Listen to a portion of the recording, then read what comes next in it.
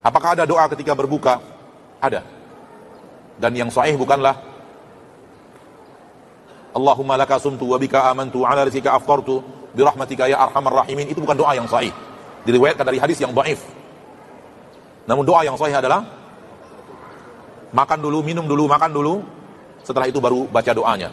Dhahaba dhama'u wabtallatil uruqu wa thabatal ajru insyaallah. Dhahaba dhama'u wabtallatil uruqu wa thabatal ajru insyaallah. Itu doa berbuka puasa yang sahih dari Nabi kita Muhammad sallallahu alaihi wasallam. Adapun Allahumma laka sumtu, hadisnya dhaif. Jangan lupa baca doa berbuka puasa. Kalau di Indonesia yang masyhur Allahumma laka sumtu wa bika amantu wa ala rizqika aftartu bi rahmatika ya arhamar rahimin. Namun doa ini dengan selengkap itu tidak ada asalnya dalam syariat. Ini murni buatan Indonesia. Aduh, Pak Badrus Salam ini kok seenaknya bilang itu produk Indonesia, made in Indonesia doanya. Ya Allah, Pak, 4 mazhab ulama-ulamanya mengajarkan doa seperti itu, Pak. Itu bukan karangan, bukan produk Indonesia, bukan made in Indonesia.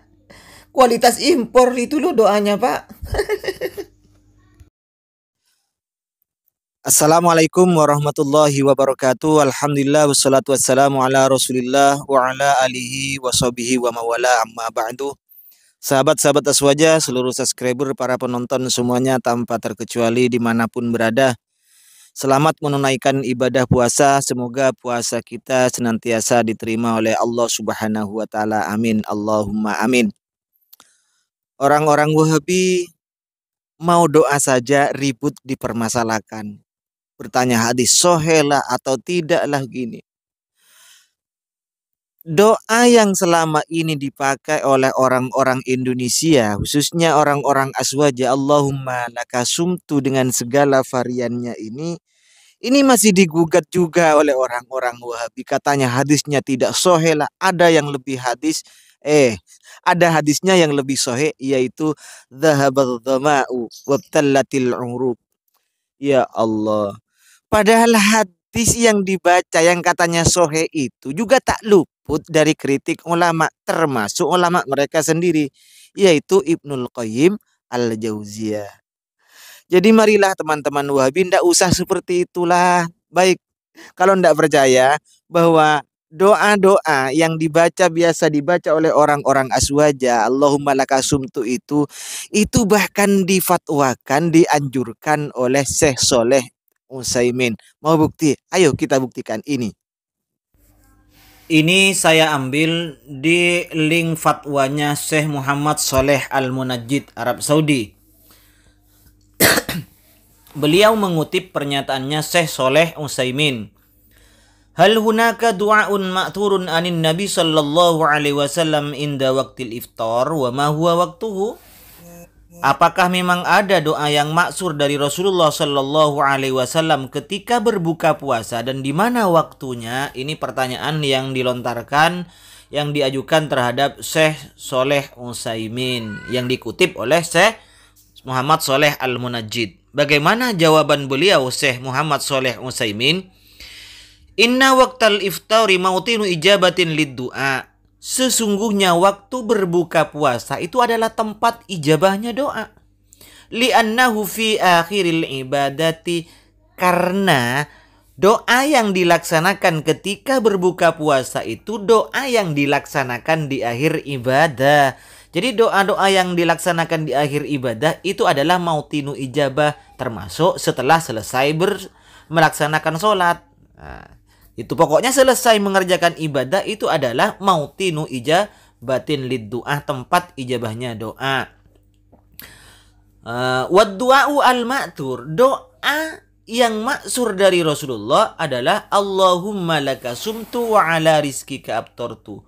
Wa minhu juga maksur juga aidan qaul Nabi sallallahu alaihi salatu wasalam dhahabadh dhama'u wabtallatil uruq wa thabatal ajru insyaallah. Lalu bagaimana komentar Syekh Utsaimin tentang kedua doa ini? Wa hadzanil hadisani wa in kana fihi ma dha'fun lakin ba'du ahlil ilmi hassanahuma. dua hadis ini sekalipun di dalamnya terdapat kedhaifan, kelemahan, tetapi sebagian ahli ilmu menghasankan kedua hadis tersebut. Jangan langsung divonis ini dhaif, ini sahih. Aduh Pak Wahabi, ini Syekh Anda loh, Syekh Utsaimin. Mana yang kalian mengaku bahwa kalian itu pernah berguru terhadap Syekh Utsaimin? Maka kata beliau, karena memang di dalam sanadnya ini terdapat kedhaifan, padahal ada memang sebagian ahli ilmu yang menghasankan kedua hadis tersebut, wa ala kulli halin fa idza da'auta bidzalika aw bighairihima. Wa ala kulli hal, kamu jika berdoa dengan itu atau berdoa dengan lainnya, berdoa dengan Allahumma laka sumtu, berdoa dengan dzahabadz dzama'u, atau berdoa dengan lainnya indal iftari ketika berbuka, fa innahu mautinu ijabatin, itu adalah tempat ijabah. Dipersoalkan hadis dhaifnya, sahihnya, hasannya. Tidak ada kerjaan memang orang-orang Wahabi di Indonesia ini. Katanya berguru kepada Syekh Utsaimin di Arab Saudi. Loh, ini pendapatnya Syekh Utsaimin di Arab Saudi gimana?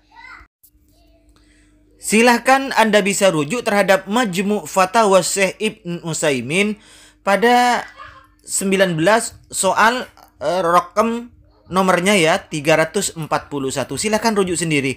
Ini yang mengupload, ini yang mengambil pendapatnya adalah Syekh Sholeh Al-Munajjid, juga ulama Arab Saudi. Di lain tempat Syekh Utsaimin juga berfatwa ketika ditanya apakah hunaka atiyatun ma'turatun min anil Mustafa sallallahu alaihi wasallam indal iftar wa indas sahur. Apakah ada doa yang maksur dari Nabi Al-Mustafa ketika berbuka dan ketika bersahur? Jawaban beliau, na'am, iya indal iftar. Memang ada yang maksur dari Rasulullah sallallahu alaihi wasallam, Allahumma laka sumtu ala rizkika aftartu. Dan Ibnu Umar radhiyallahu an berkata ketika berdoa ketika beliau berbuka, Allahumma ya wasi'al maghfirah ighfirli. Sedangkan doa ketika berbuka puasa ini sangat diharapkan diijabah menurut Syekh Utsaimin. Nah, sekarang pernyataannya Ibnu Bas ketika ditanya tentang masalah hadis itu. Hadis Allahumma laka sumtu. Beliau Ibnu Bas mengatakan fihi hadisun dhaifun. Ya, hadis itu adalah hadis yang dhaif. Di dalam sanadnya memang ada kedhaifan. Tetapi wa idza qalahu fala haraja, jika ada orang yang berdoa menggunakan hadis itu ya tidak apa-apa. Walakin ma huwa sahihun, tapi hadisnya itu tidak sahih. Hadisnya adalah hadis dhaif. Walakin maknahu sahihun, tetapi makna hadis tersebut adalah sahih.